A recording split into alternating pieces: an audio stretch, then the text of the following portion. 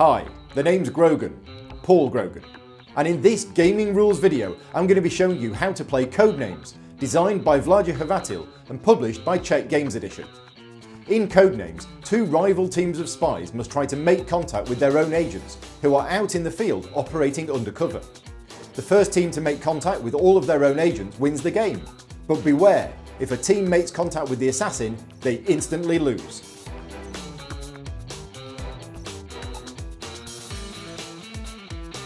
Players divide into two teams of roughly equal size.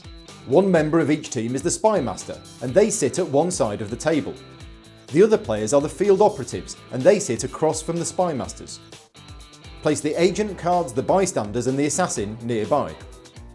Randomly choose 25 of the code names and place them in a 5x5 grid.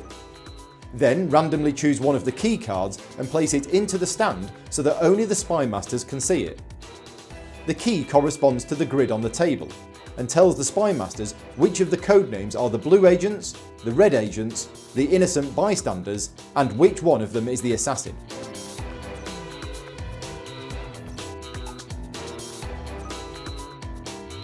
The lights around the edge of the key show which team starts.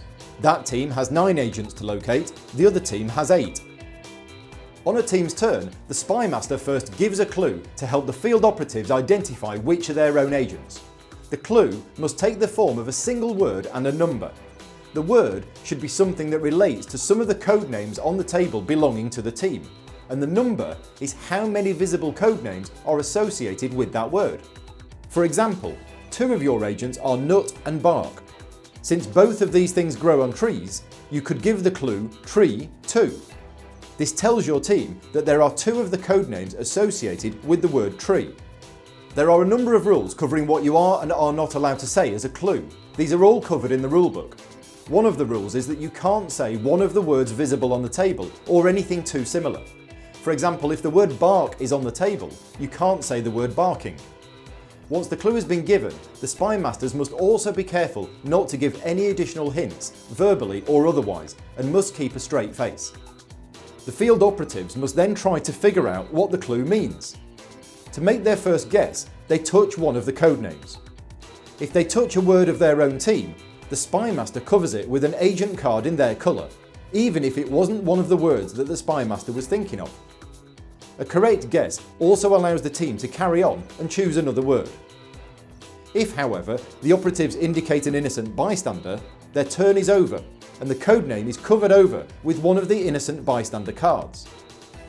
Worse yet, if the operatives touch an agent of the opposing team, their turn is also over and the code name is covered with an agent of the other team's colour, bringing them closer to victory. Finally, if the operatives make contact with the assassin, they are never heard from again, and that team immediately loses the game. The team must make at least one guess, but if that's correct, they can keep guessing. They may choose, however, to stop if they're not sure what the other words could be. Once a team has contacted all of its own agents, they win the game.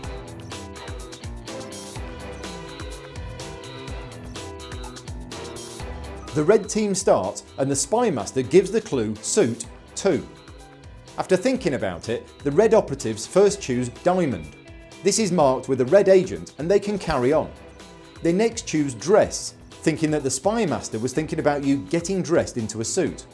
Unfortunately, this is wrong and an innocent bystander is placed on the word dress. Play passes to the blue team. The blue spy master says river 3. The blue team first touch Amazon, which is covered with a blue agent, but then they touch bed, thinking of riverbed. This is not what the blue spy master was thinking of, and on the grid the word bed is red, so it's covered with a red agent. It's now red's turn again, and the red spy master says ship 2. The team choose smugglers and then yard. They decide to carry on and try to find the word relating to suit that they missed earlier. They choose heart, bringing the number of agents they've located to 5. The blue team now have a lot of work to do. Codenames is normally played with 4 or more players, but there are rules to cover 2 and 3 player games. There are also expert rules to give you more options. I hope you found this video useful in learning how to play Codenames. Take care and thanks for watching.